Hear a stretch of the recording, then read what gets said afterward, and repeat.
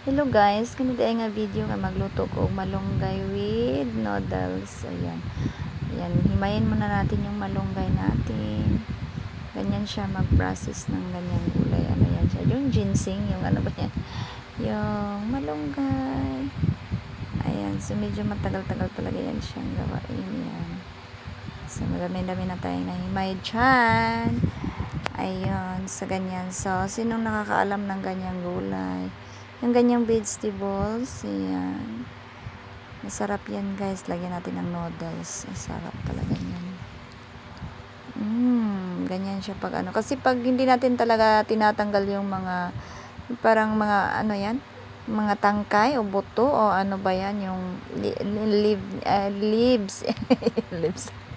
Basta, ewan, kung anong tawag dyan. Basta kailangan natin siyang tanggalin. Kasi parang ano yan eh, ano yan, yung nakakatinik din ng sisingit din yan sa ating ngipin, ganyan. Tsaka masarap talaga kainin pag natamang himay talaga siya. Ayan, ganyan. So nagdanghag ang naong ni Mami Janice, ayan.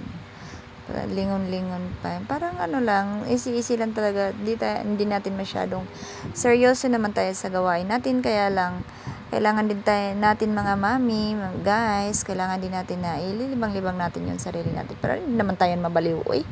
So, ayan guys, kailangan talaga natin, ano siya. So, ayan na, oh. Himay-himay, himay-himay, ang tagal matapos. Ayan, nagpiling maganda pa yan. Si mami, ayan, oh.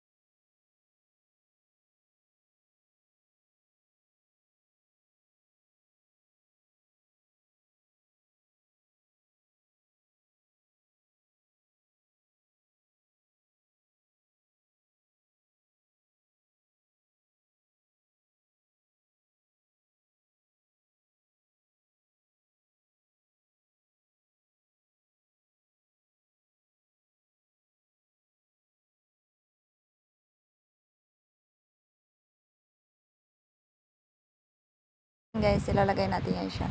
Ayan yung panakot niya guys, para mabango yung amoy niya. Ayun. Lagay na natin siya sa kumukulong tubig. At saka yung ano natin, yung noodles natin. So, ayan, nilalagay na natin siya. Ang sarap-sarap niyan guys. Lagyan ng noodles. Hindi na natin siya lagyan ng salt. Kahit ano, yan lang ng noodles. Yung ano lang, panakot lang niya.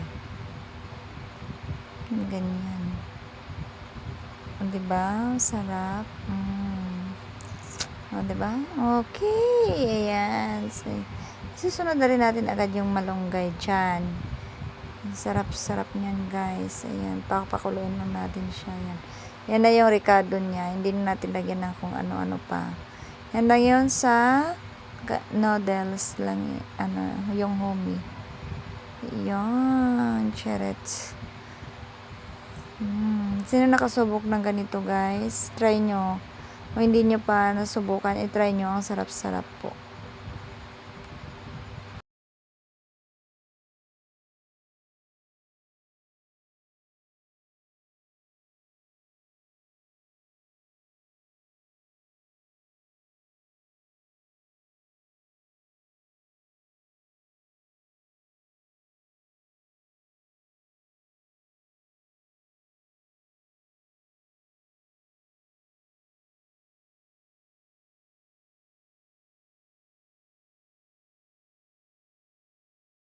Yan, ilalagay na natin yung malunggay. Ayan.